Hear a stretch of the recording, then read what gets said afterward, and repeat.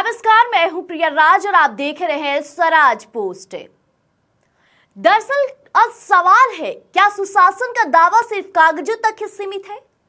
क्या बिहार की गलियां बेटियों के लिए भूल भुलैया बन चुकी है, जहां से सुरक्षित निकलना नामुमकिन हो गया है? आज सवाल हम नहीं बल्कि सोशल मीडिया पर तेजी से हो रही वायरल रोहिणी आचार्य का वो पोस्ट जो पूछ रहा है, जिसने सत्ता के गलियारों में अब हलचल मचा दी है। देखिए, रोहिणी आचार्य ने सीधा हमला बोला है और सूबे के मुखिया पर। उन्होंने लिखा है, माननीय मुख्यमंत्री जी, यह शर्म का विषय है। एक तरफ सरकार कानून के राज का ढिंढोरा पीटती है, तो दूसरी तरफ हकीकत की जमीन पर बेटियां असुरक्षित महसूस कर रही है। अब रोहिणी आचार्य का आरोप है कि सरकारी और प्रशासनिक उदासीनता की जो वजह से बिहार अब बहनों और बेटियों के लिए रहने लायक नहीं रहा। हर रोज प्रदेश के किसी ना किसी कोने से दिल दहला देने वाली खबरें आती है, लेकिन क्या प्रशासन वाकई जाग रहा है या गहरी नींद में सोया है? इस पोस्ट ने 3 ऐसे सवाल खड़े किए हैं जिनका जवाब अब बिहार की जनता चाहती है।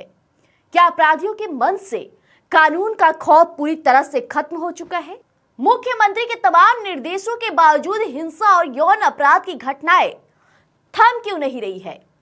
क्या अपराधियों को यह यकीन हो गया है कि वे गुनाह करेंगे और सिस्टम की कमियों का फायदा उठाकर बच निकलेंगे?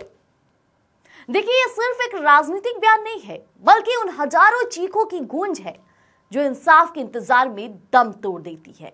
देखिए, रोहिणी आचार्य का ये जो पोस्ट है, अब सीधे तौर पे उनका जवाब नहीं है, बल्कि जनता भी उन जवाबों को खंगाल रही है।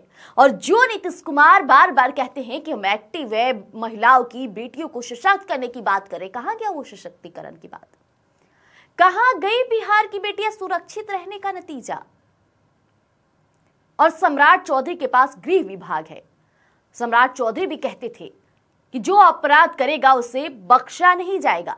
तो अब इंतजार है जनता को, मत बख्शिए, नरसंहार कर दीजिए, क्योंकि अब बेटियां सुरक्षित नहीं है। आए दिन जिस तरह से मामले खुलकर सामने आ रहे हैं, ऐसे में सरकार भी ध्यान दी है और जनता को भी उनसे उम्मीद है।